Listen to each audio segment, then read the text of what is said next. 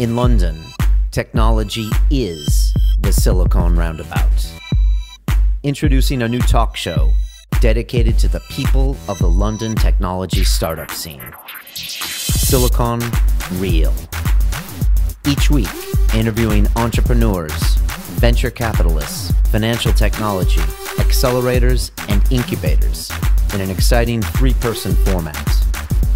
Learn about the people behind the innovation. Locally filmed, locally sourced. Silicon Real. It's about the people. This is Silicon Real, the weekly talk show dedicated to the people of the London technology startup scene. I'm Brian Rose. I also host London Real. It's the same studio, a little bit different of a show. We've had guys like Tim Ferriss from the 4 Hour Everything. We had Neil deGrasse Tyson. We had local bad boy Ashley Walters in here last week, and it's a little bit different of a show, so check that out at londonreal.tv. But today we're here to talk tech. My co-host is entrepreneur Colin Pyle. You're rocking Crew Cafe. We just all had a double espresso of the good stuff. Kevin said great things about it. How's the coffee business? Coffee business is going well. Yeah, things are going great. Again, going down to Italy in about 2 weeks to nail down a few more blends, and we're early days, so we're trying to streamline and create efficiencies in our supply chain and deal with multiple partners. But good, happy days. Another financing round, so I'm sure you know a few of those. Yeah, exhausting, but all good stuff. Good. Where did you raise your money from? Angels. So yeah, the first round was angels. Second round will just be angels again, and then hopefully we'll. Are they in the coffee business, or are they venture or more tech investors? Yeah, a little bit of both. Mostly friends and family. Yeah. That's the trend back in the valleys. You have a lot of tech investors now investing in coffee and chocolate and all these other areas. Interesting. Fun business going on tech. Well, I want to hear more about the valley, so let me introduce our guest. It's Mr. Kevin Hartz, who is the founder and CEO of Eventbrite, which is the world's leading self-service ticketing platform, helping anyone to set up, promote, and then sell out any event. You guys have processed over 200 million tickets worth $2.5 billion. You guys have raised $200 million for yourself, valuing you guys, I think, over $1 billion for your company. You personally invested early in PayPal, Airbnb, Pinterest. Your wife, Julia, is a co-founder. We tried to get her. We got stuck with you. Kevin, welcome to Silicon Real. Thanks for being here. Brian, thank you so much. You just came in from San Francisco, right? I guess about a week ago. It's London Technology Week. It's crazy. There's like 200 different events. Daily. It is crazy. And I know your schedule has been I've been watching it on Twitter, and it's been pretty nuts. I know you're off to Campus London later. I was wondering, what does London feel like to you as far as technology-wise? Does it remind you of the Valley 10 years ago, or does it have a unique feel? Or I just wondered what your thoughts are when you land here and you start going around meeting people, things like that. Well, physically, London is so steeped in tradition, and you come to this beautiful old city. And by the way, it's been a whirlwind in the last few days. We arrived on Sunday.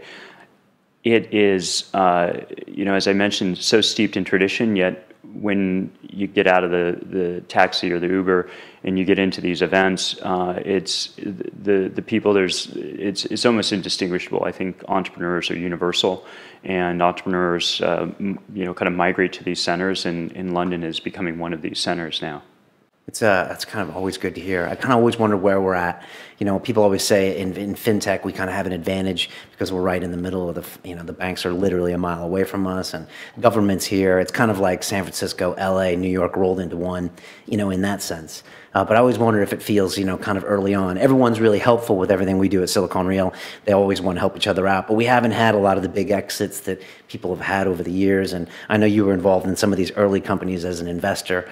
And I was just wondering if it feels kind of like it's still kind of a secret that's moving up, or do you think it's maturing really fast here in London? Do you guys think about London when you're in San Francisco? Is it kind of what's going on in Europe? Well, we think about London from a business perspective, from an Eventbrite perspective, because it's our third biggest city in the world from a matter of sales, and that's pretty incredible for a small company out in San Francisco, for Eventbrite to have that global nature to us. And we actually set up an office. We have a team out here in London and have been building that team. We didn't proactively do that. We reactively did that because of the adoption of Eventbrite in London, and also because it's just a great pool of talent you can draw upon the whole EU, and also we can launch into other markets from London as well. I've got it on my phone. I've used Eventbrite like without knowing it, because a lot of events had it and they had the tickets, and so that's always a good sign when when my app is already on my phone before they get here. For people that don't know the story of Eventbrite, can you just walk us through kind of when it happened and how it happened? Your wife is kind of a co-founder, which I don't know if that happens a lot in San Francisco or anywhere else, but tell us about Eventbrite. Well, we started in earnest in 2006, and there are three co-founders: myself, Julia, who also happens to be my wife, and Renaud Visage, who spends a lot of his time here in London. We basically broke all the startup rules, and in the sense that at the time, Julia and I were engaged to be married, and it's fairly insane to go into a business venture with your fiance, soon-to-be wife. And Renaud was, while he was a software engineer out in the Valley during the first dot-com bubble, he worked for a photo sharing site that was funded by Kleiner Perkins. That's how I first came in contact with him. He was spending most of his time in Paris, so we had a CTO that was based remotely for most of the year. So from a startup perspective, the three of us had kind of all the odds against us. And is Silicon Valley littered with couples that have started companies up and then it went wrong? And I mean, it must be hard to keep founders even on the same page normally, but is that usually a recipe for disaster? Well, couples, it can work brilliantly. It doesn't work most of the cases. And, what we had always in mind is that we didn't want to destroy a relationship. We are spending the rest of our lives together. And at the time we were starting Eventbrite, we were really thinking that, the worst thing we want to do is end up in some kind of conflict that destroys the relationship. So we always had this plan A or plan B, that one of us would step out of it if there was too much conflict. What happened is that there was just this serendipity, there was just a balance, a complementary nature that you find in founding partners that just worked very well. We divided and conquer is a term we often use, where we just don't overlap much in expertise, and she focuses in certain areas and I focus in others. And that is really the recipe for all great founding teams, or for founders, is to have that complementary expertise. And you started just organizing local events in Silicon Valley. I mean, it was started off as kind of just a free service. Was that genesis? Yeah, we launched as a very basic service that was based on PayPal only. PayPal really helped us get off the ground, a lot like you see Stripe today, the Irish brothers. We didn't spend our time rebuilding a payment system. We built a very basic system, but we really thought about low friction, is how can anybody sign up, publish an event, and start selling tickets in a matter of minutes. And in 2006, that was fairly unique. And we started it, we kind of hard started it by really speaking to our friends and colleagues in the industry and watching them and seeing how they use the product. So we built something that was scalable, but it had a really human element, in the sense that we were watching, helping, learning from them in the process. And when did it start expanding to other cities, or started becoming paid for? Or when did you kind of see that kind of light? Well, it's one of those classic tales where we had focused on tech conferences because it's what we knew, and they were great early adopters, and other tech conferences, mainly, blogs were exploding at the time and diversifying their businesses by starting to hold live events. And so other conferences started to pick the service up. So TechCrunch was one of our first, and many other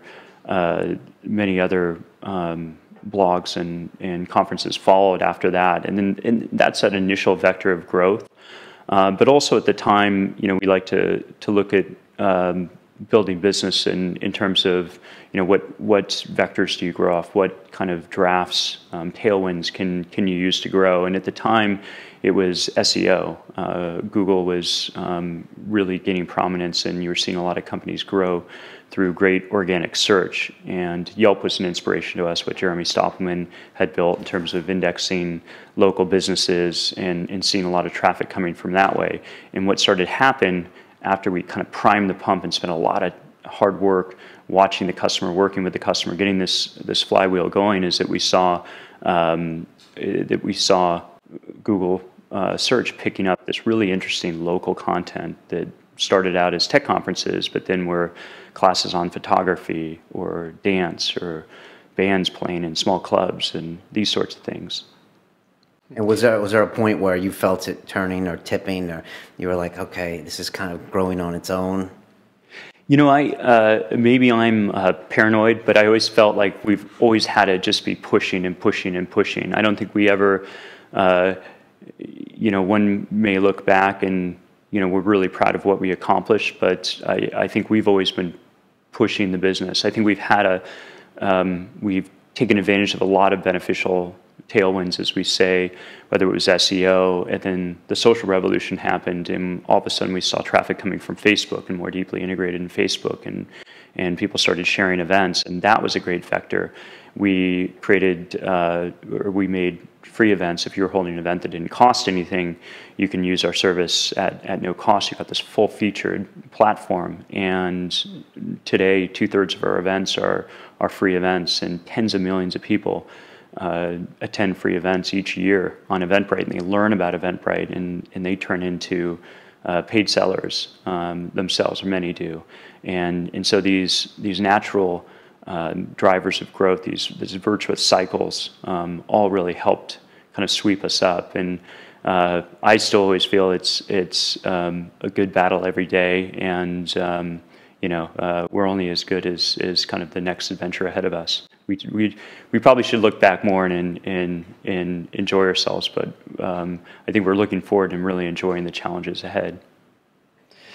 Just out of curiosity, what was the spark or the idea for Eventbrite? Was it a pain that you had where, I'm tired of buying these tickets, or, you know what I mean? It's just that this all could be digital. When did that happen, and maybe who had the idea? Yeah, that's a great question.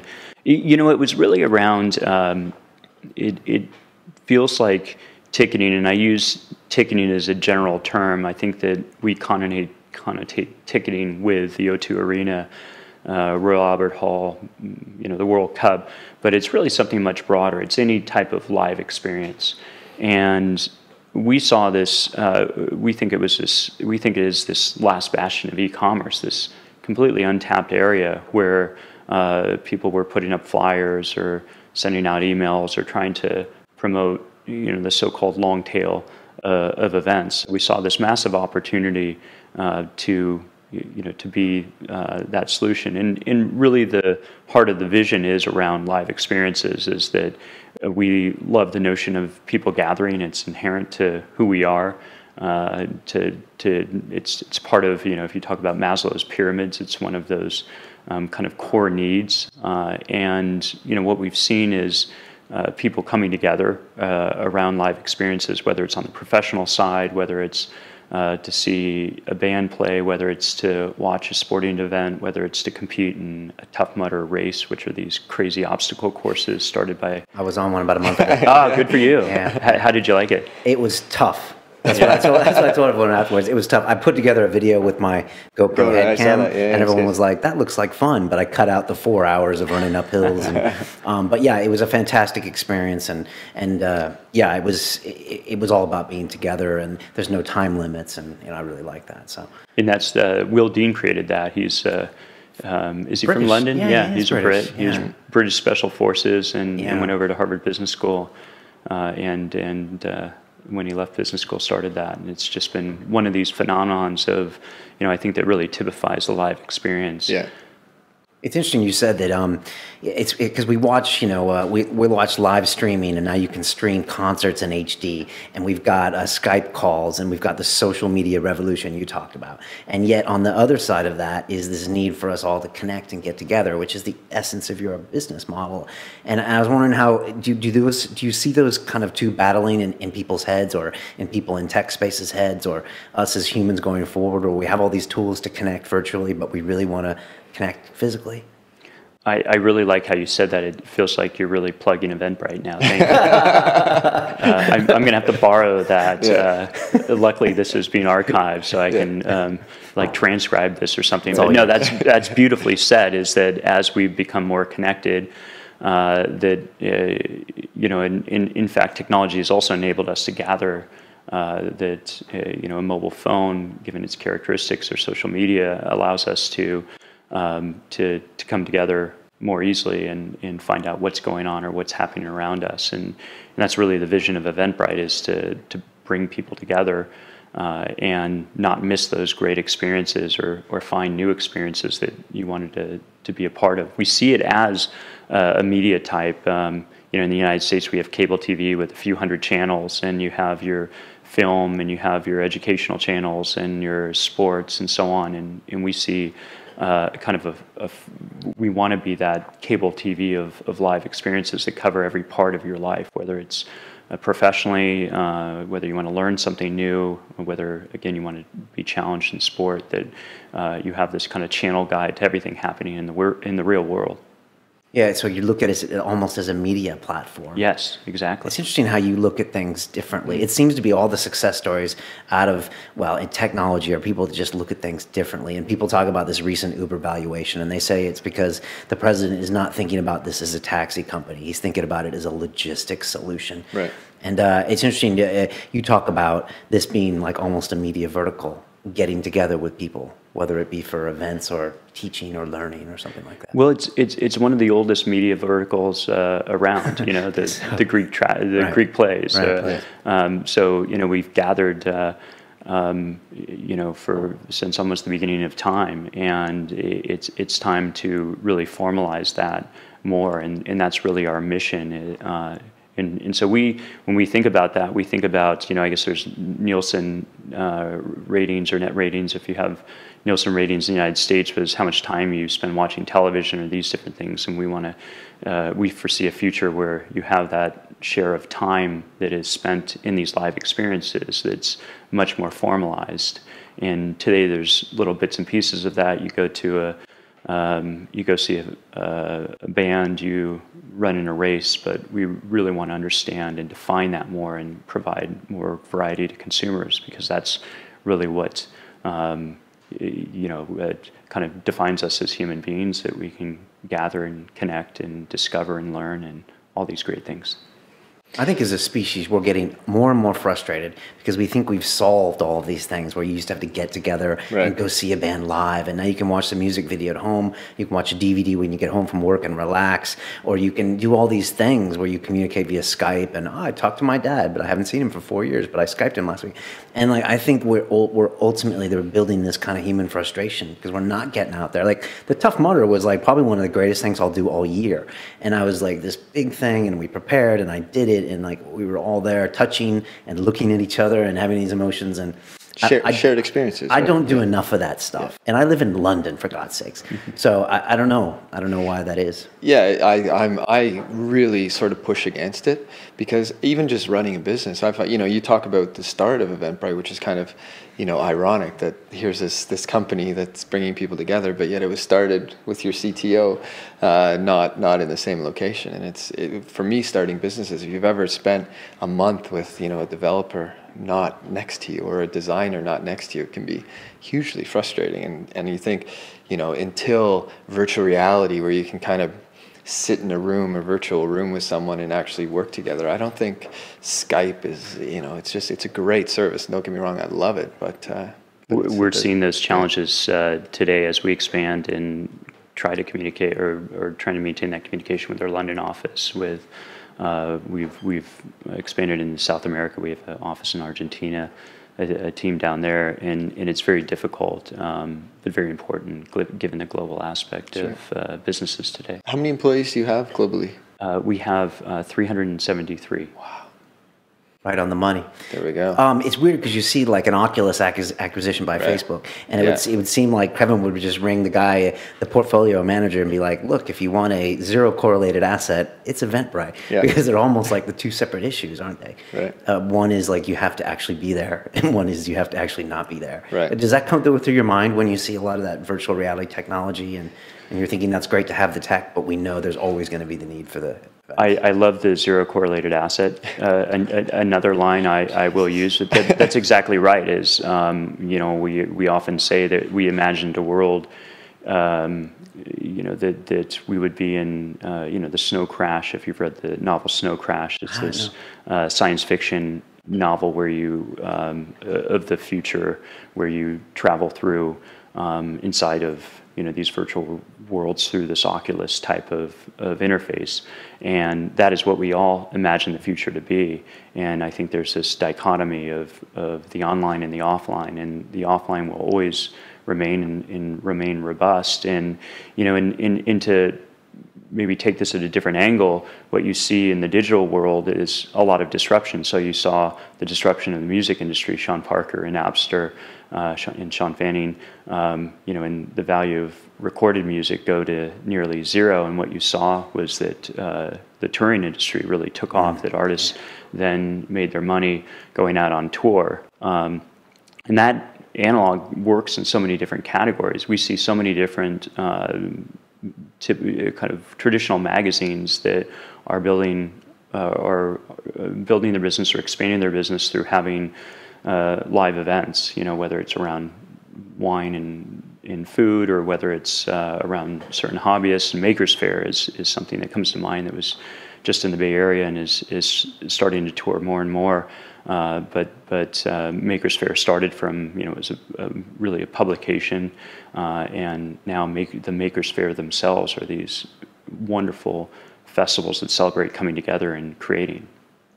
Do you have people like the traditional ticket people? Are they now becoming on your radar, or are you going on their radar as you get bigger and bigger? The ticket masters and the StubHubs and the people that have, I wouldn't say they're the music industry of the past. I didn't say that. But is that something that you have to consider now as you get bigger and bigger, that you're ultimately competing with these guys? Or is that now obvious to them? Well, the incumbents, some incumbents are certainly kind of tied to the past and challenged. I think you've seen in most cases that incumbents, really have difficulty transitioning to a changing world, and history doesn't bode well. The previous company I co-founded, a company called Zoom, is a money transfer business, and Zoom went public last year. I'm can't claim I'm no longer operating that business. I'm running Eventbrite full time, but I remain on the board and have watched that business grow over 10 years to really put a dent in Western Union. And Western Union is one of these offline brands that's having this real challenge moving online because it's disrupting its own channel, how it does business. But I don't even need to use Western Union as an example of disruption in progress. We can look at Blockbuster, we can look at Barnes & Noble and so on. And so those companies aren't necessarily ones you're targeting, but you're going after a similar market. Well, our approach has been to, our vision is to encompass every live experience, and we aspire to be in that market, and we do serve a lot of music clients in a number of festivals. And however, it's a more competitive market, and what that means is that we always say, instead of kind of banging our heads against the wall and trying to break into the ultra competitive markets, what we're doing is we're expanding into all these different categories that range, again, from politics to classes to conferences to all these different geographies. Our growth in Europe, our growth in Latin America. We still need to make a push into Asia. We're just scratching the surface there. So we always say follow the path of least resistance, and I think that is a lesson for startups Disruption doesn't mean to take an incumbent head on, but there are many different paths to get there. 373 employees, 200 million raised. You started off with 3, now you're 373. If you have any advice to anyone who's kind of in a smaller level and is going to get to your level someday, what is the hardest part of running a company that big now? Is it communication? Like, you might have a vision, you don't look in the rearview mirror, obviously. How do you keep the whole company kind of looking forward without overdriving them? It's really all in the Soylent Green punchline. It's the people, or is that? Do you get that reference? There's some film. Right. That's what it was made of. Yes. It was made of people. Yes. Okay. Right. But it is all about the people. I'm testing that. It's probably not a good line to use in the future. Because they were eating themselves. That's our tagline on the Silicon Rail. It's about the people. It's not in that way. It's about eating the people. We're cannibalistic. Well, there you go. Your tagline is more apropos. It's you build a great company. I think that it is critically important to focus around the product in building a great product and making your customers happy. But it's critically important, as important, to focus around the team you build. And so finding those right people for those right positions really is the key aspect to scaling. In the early days, and what most of the listeners coming from the startup side, when you're 3 or 5 or 10 people, it's you're working on everything. You're driving very hard. You're moving the business yourself. But as you scale, that's all really done by finding the talent that can actually do things better than you, that are more sharpened in certain areas, that can complement you, that can really help you scale. And that was the key to our growth at Eventbrite, was finding where our weak points are and finding great people to fill those roles. And that's the key to it. In the early days, it's most critically important to have it's that founding team. Do you have the right chemistry amongst the founding team? That Julia, Renaud, and I, we're lucky that we'd come together and things worked, making sure that there's complementary expertise, that there's good chemistry, and in balance, that there's great trust, and that you can divide and conquer in your own way, and that you can each go out there and have an impact. I like building startups in more of a bootstrapping fashion. I'm not a fan of going out and raising a lot of money initially. I like to prove a market, and especially with the market and with the kind of world, the way it's evolved, that you have so much open source software available, you have so many resources available to help get a company started and into orbit without a lot of capital. That's really kind of the test, is you should be able to get a product live, get customers, even perhaps get to revenue, and each one of those steps reduces the risk to business success. Is it hard to find talent in San Francisco when you're like, I need to hire 10 people? I don't know what the job market's like. Is it nearly impossible? And if you can find people, is it about the money? Is it about the stock options? Or is it about the vision? The slides in the offices. Yeah. It's very challenging in San Francisco, and we often use the analogy of customer acquisition on the marketing side, that you need to find unique channels to discover great people, that you can't use the typical channels. The kind of great example is that people used to just find an engineer on Craigslist or post to Craigslist. Right. That's played out. That's arbitrage is gone.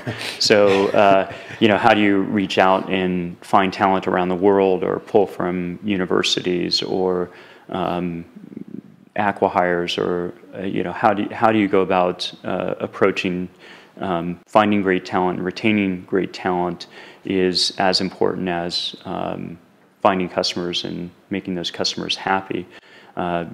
Building a great company, having those people in place, builds a timeless company, that any product you build or launch will be successful with those right people. Europe, when you look at Europe from where you're based in California, and when other people like your peers in San Francisco look at Europe, is it like really hard to get your head around all the languages and all the different markets? We got Germany you have to be in, but you have to be there in German, and England seems like kind of easier because it's the same language. Does it look like a mess to you, or does it just look like a wonderful opportunity to kind of test your product and find different ways of doing it better?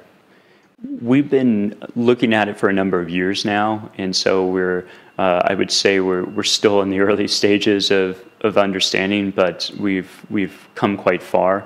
A lot of our investors,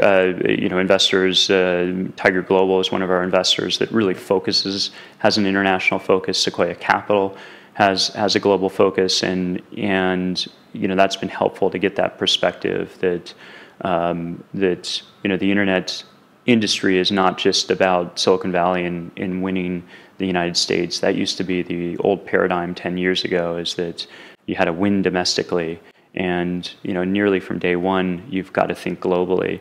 And the UK market, Ireland, we've just really launched in Ireland recently and seen great growth there, and then now pushing into the continent, really amazing markets and ones that we have to appreciate and grow on their own with their own leadership. Would you ever move to London? I spent a year in graduate school outside of London. Oxford. That was strange. You went to Stanford, and then you went to Oxford for a history degree. That's right. That's quite a...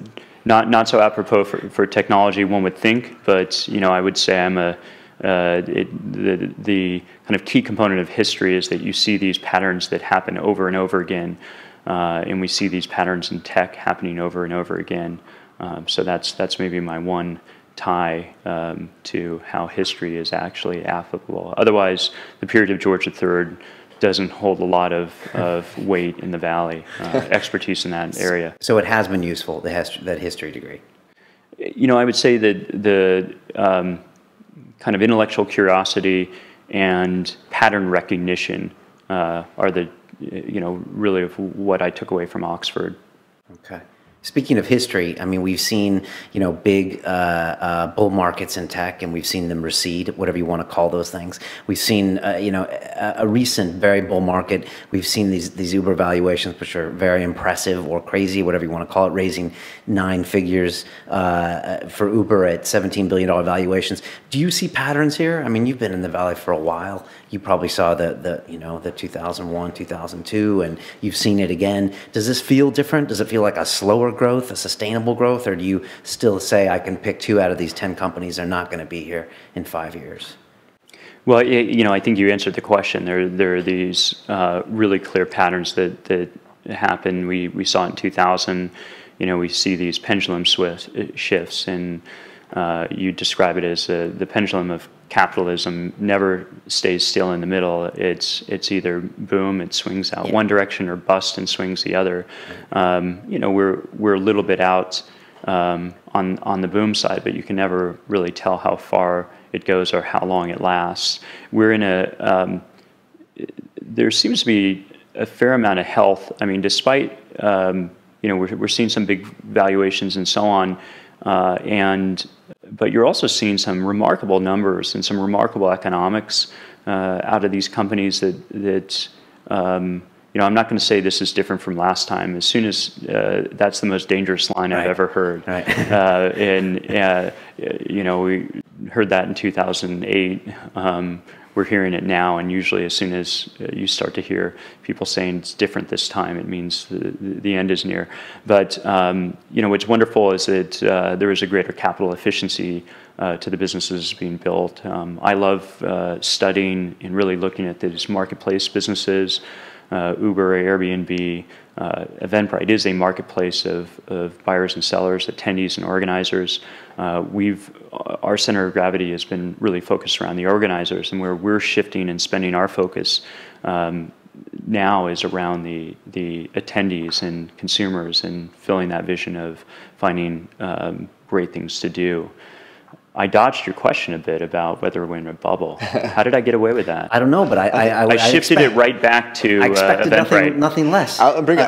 When I think about the pendulum, because I've spent a lot of time traveling, especially China and India, and almost 2 billion people, right? Right. But it's like, I think the pendulum's swinging, but also the pendulum itself is getting bigger and bigger and bigger. So I think you can see all these massive valuations, and I don't think they're as crazy as people think, because 1 billion people are going to come online in the next X years. And I think really Asia and India, some few companies from the West have actually really tapped, right? You said you're just scratching the surface in Asia, which is, a good chunk of the world. And it's just so, Yeah. I think when you look at valuations, it's like, can this team tackle Asia? Can this team, do something in China and India? And if that answer is yes, then a lot of these valuations, I think, actually make sense. And you look at the numbers, I mean, like Kevin was saying, if you look at the numbers that were leaked about Uber, I mean, this is real money Right. changing hands between that. It's like diversified revenue streams in cities all around the world between all these different users. Same with Airbnb. I'm guessing the same with Eventbrite. So it's like, it's hard to necessarily ignore these kind of numbers. Were you alluding to that? I am, and I think there are some real businesses. There are, of course, in all the excitement and some businesses that either get funded too early or maybe didn't have the sustainability, end up kind of caught up and trapped in these overfunding situations or overexpand, and so you want to see a healthy pruning of the industry, and the NASDAQ went through that a couple months ago. There are a number of companies that really lost a tremendous amount of their value, but the best companies, we know over time there tends to be this consolidation, and the few winners in each, and usually one winner in each category exists, and it looks like that'll be the Uber. In that space, the Airbnb. I'm of course biased here, but that's how markets operate. Right. So it's good to see a bit of that coming off and pruning, that kind of thing. Yes. Is it true you have a Pets.com stuffed animal in your office? Wow, that's exactly right. I do, and that's the reminder. That's thou art mortal, is not to get too overconfident. And I look at that Pets.com sock puppet, which became the kind of what do you call it, the metaphor for the craziness of the of the late 90s. Were you involved in that company at all, or you just keep it around? I wasn't. I had a office down the street, or actually I lived down the street from the Pets.com office, and always, that was like the sign of the times there. But I keep that sock puppet on my desk to remind me that not to get too ahead of ourselves, not to get too overconfident, to really think about building a great business. Apparently, your wife has tried to throw it away a few times, and you won't let her. Absolutely not. I remember that mania. I was in '99 at a .com startup. It was an e-commerce one, and I remember the different iterations of Pets.com. There were 4 or 5 that were selling all those supplies, and I guess it is the epitome of that bubble. The question at that time for that industry of pet e-commerce companies was whether you ship dog food or not, because dog food was so, the shipping costs, that was the great question. And then of course Amazon, I think, has solved that in one way or another. Right. Do you watch the television show Silicon Valley, and is it accurate? I have not seen it yet. Okay, I'm a little obsessed with it. Yes, I really want to see it. Okay. There's so much buzz around it, and I've not gotten around. I think has HBO released it to iTunes yet? I should know that because I watched it legally. So I don't know. There's been 8 shows in the series. I'm not sure if they have released it. I was pretty impressed. Is it on Netflix or no? I don't know. It's not on Netflix. Not It's yet. HBO and Netflix are warring, and we're not HBO subscribers. So I have to find it digitally, and if it's not available digitally. Yeah, why would you? I can't see it. I'm always just trying to get a feel for what what San Francisco's like, and what the feeling is there, and whether it is madness and mania around the tech, or is I know there's been a lot of criticism as far as the normal everyday person in San Francisco versus the tech kind of person. Does it feel like a 2-class system? People used to say in New York City in the '90s, where I lived, that if you weren't in banking, you were a second-class citizen, and they were probably right. I was in banking at the time, but. Is that the case in San Francisco? Is it that much of a divide, or is it overblown? Well, it's really a renaissance period in San Francisco, and we hope that the rising tide raises all boats, and that you see this flourishing businesses, that are part of the ecosystem of tech, growing, all the different retailers, the different service providers, the city, the real estate. The city is undergoing this wonderful renaissance. However, to the flip side of it, it's not a simple equation. That the rents are astronomical. There is a fair amount of unhealthy materialism, in my opinion, and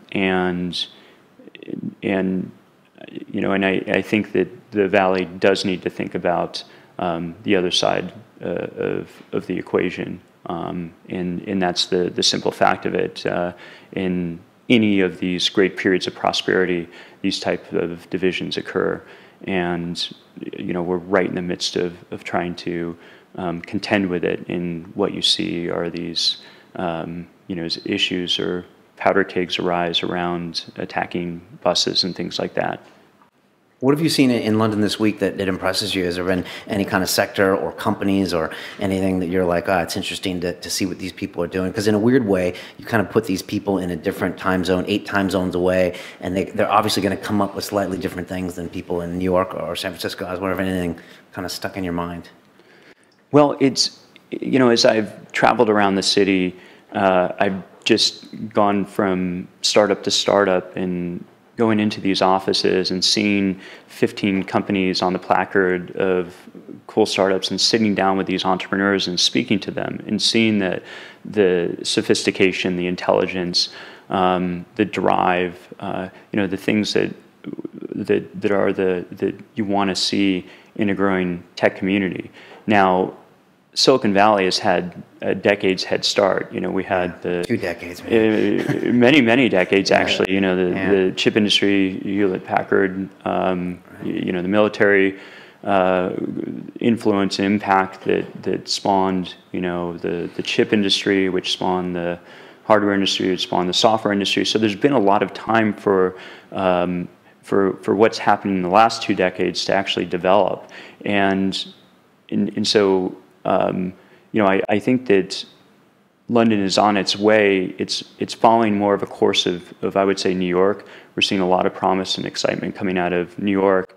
So it's following more of that. Whereas if I think about the exciting things that are happening in India, in China, you have a lot of Indians, a lot of Chinese going back to India and China to start companies, and that's because they're self-contained markets, and they're so enormous. The Alibabas and Flipkarts and so on of the world, and they're just great opportunities back there.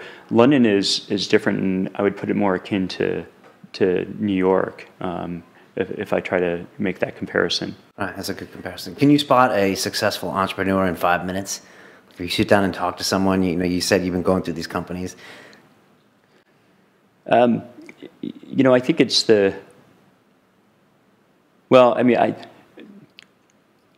sometimes, I guess that's my cop out, and I think just enough. I bet you can.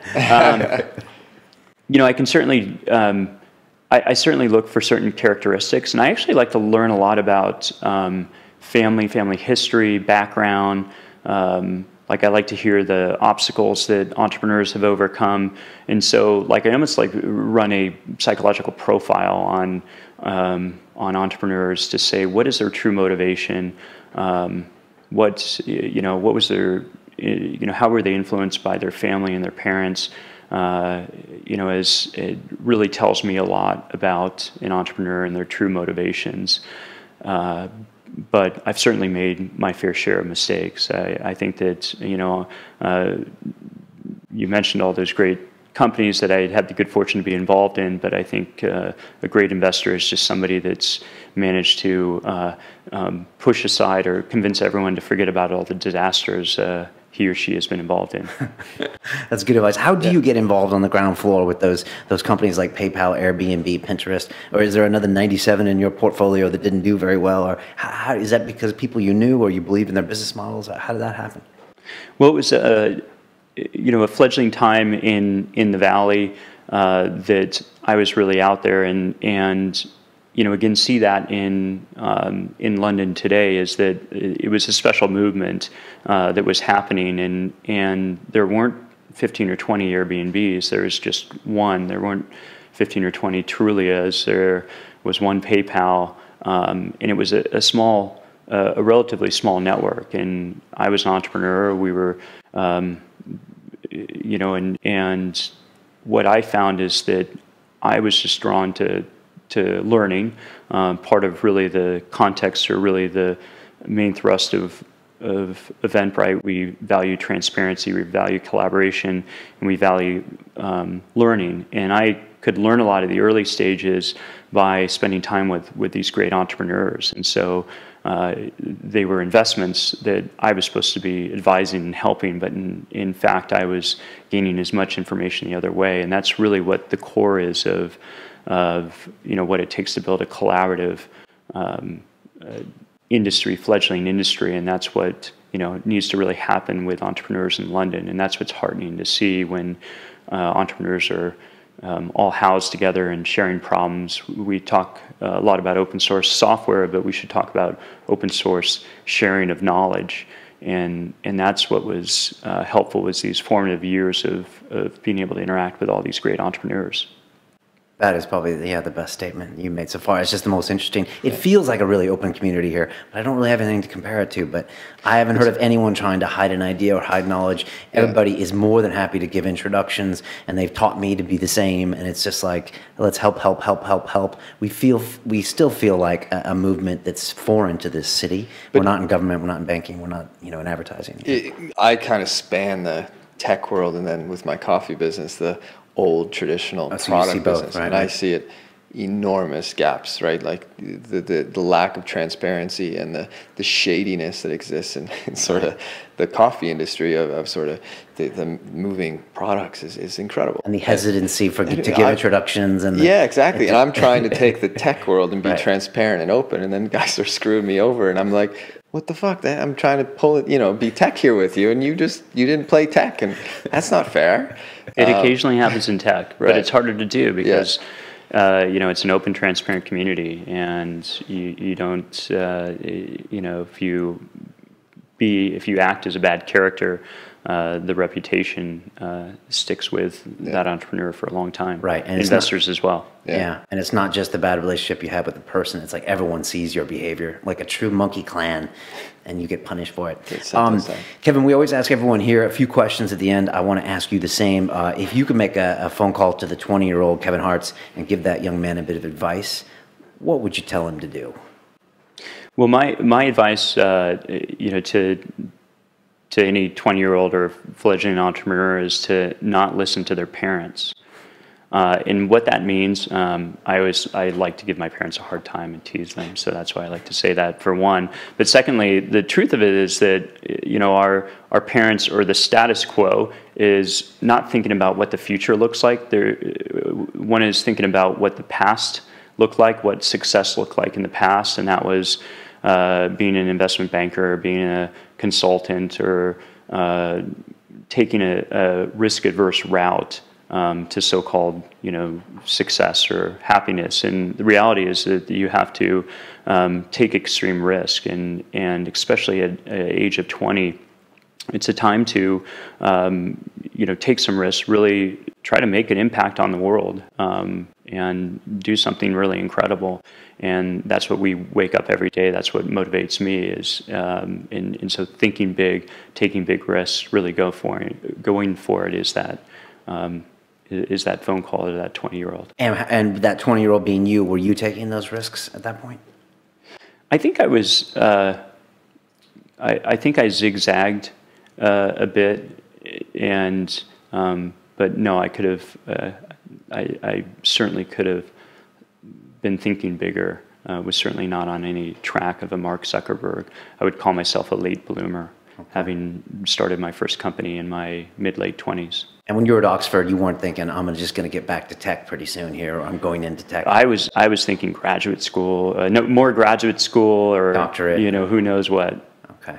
On that same line, best advice you've ever received, business or personal, over the course of your career? Best advice I've ever received: surround yourself by great people. It's something often heard, but really just not compromising on the quality of the team that you're going to build around you, and at the same point, finding great mentors to get advice. If you're a startup out there, startup here in London, it's hard to hire employees, or you may not have the capital to do it, but you can find great mentors and people to learn and get advice from.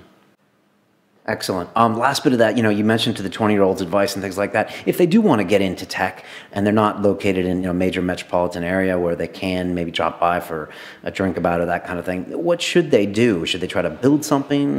Is there any key thing that they can do if they want to get into the industry? Well, it's incredible the body of knowledge available and resources available, such as this show, that anyone from around the world can listen in and gain hopefully some insights. And then it's also, you can learn to code online, you can take classes from MIT on computer science. So there's so much that can be done now, and really listening, learning, and just making that jump. If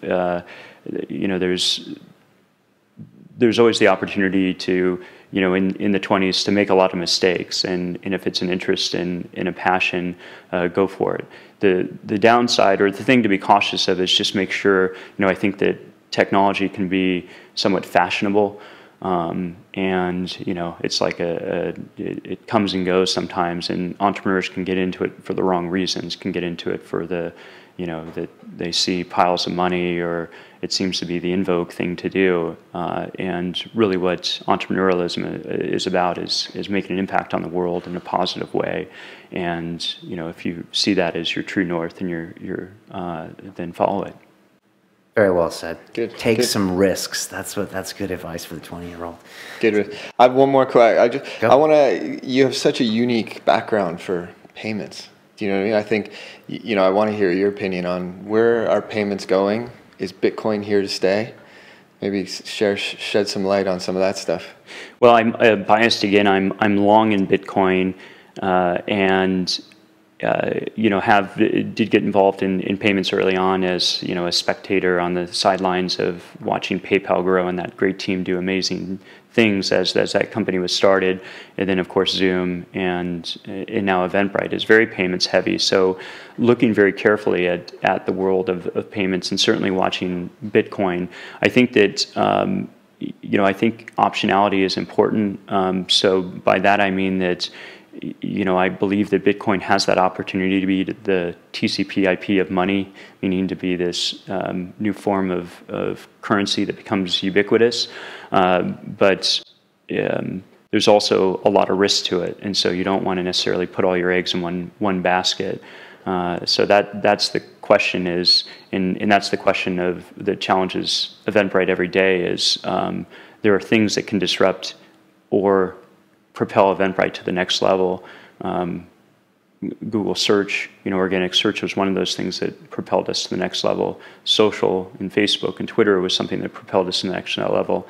The mobile revolution is now, and we have to decide, will Bitcoin be that, or will it end up being something forgotten of the past? And I'm long in Bitcoin, but I also can't. I would say it's a small part of my portfolio, so I'm hedging myself.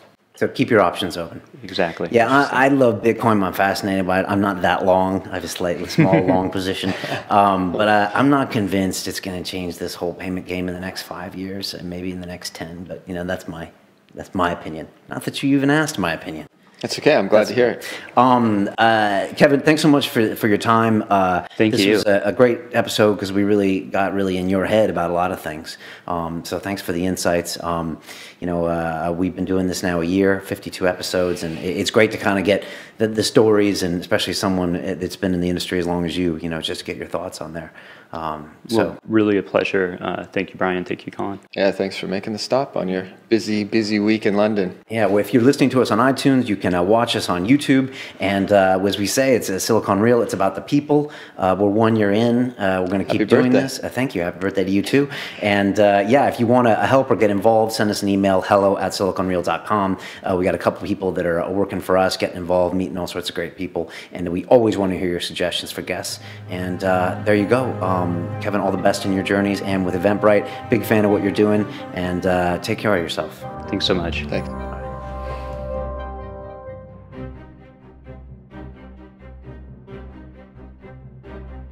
We have people pair up between some of the startups that we work with and some of the established people that we have within the business. And it's about sharing best practice and mind share and all of that sort of stuff.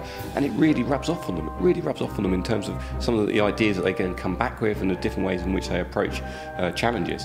If you're going to grow, if you're going to be successful, you need to take risk. When you get that call, when you get that opportunity, just go for it. Don't worry. Consistently push yourself outside your boundaries. So there's a world of possibilities out there. So I think it's a really exciting time.